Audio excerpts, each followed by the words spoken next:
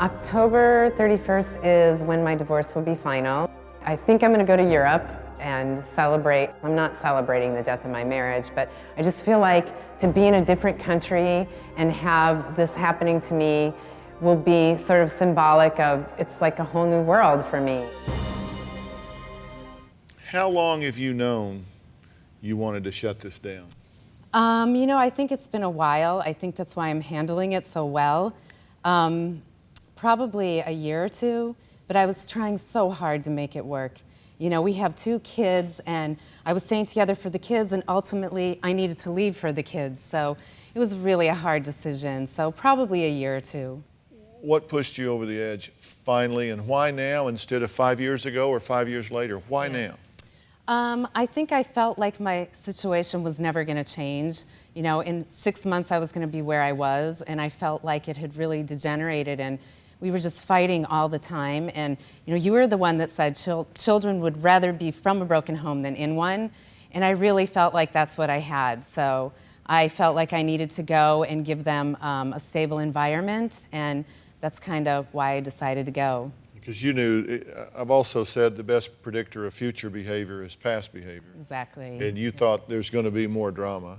I adore him. I love the man, and I just feel like he deserves better.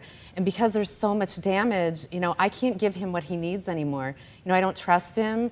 He needs just things that I'm not capable of anymore, because there's been so much damage. I can't give him what he needs, and I love him enough that I think he deserves that with someone else. So, that's what I hope for him. How do you know that it can't be fixed?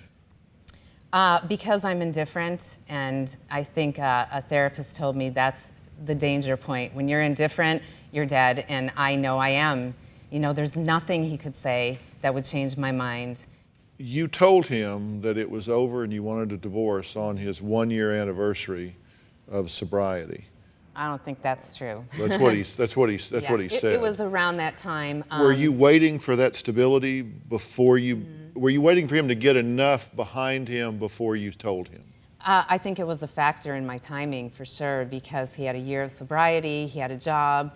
Had I left the year before when he didn't have a job and he was drinking, I knew that would be a disaster. So I was trying to wait for the right time to do it. When he came before, when he was here last week, I wanted to talk to both of you together because if there's no hope for the marriage, you are going to be co-allies of these children. There are a lot of things to work out, right. Relationship-wise, kid-wise, things that are so important in the new relationship that you're going to have. Not trying to fix the old one, but what the new relationship is going to be. Well, that's why I wanted to talk to you, because... And he said you didn't want to come then. No. And I said, and my producers were telling me that they just didn't believe that. Right. Why was he telling me that? I have no idea. I heard so many versions as to that I wasn't invited. I don't know.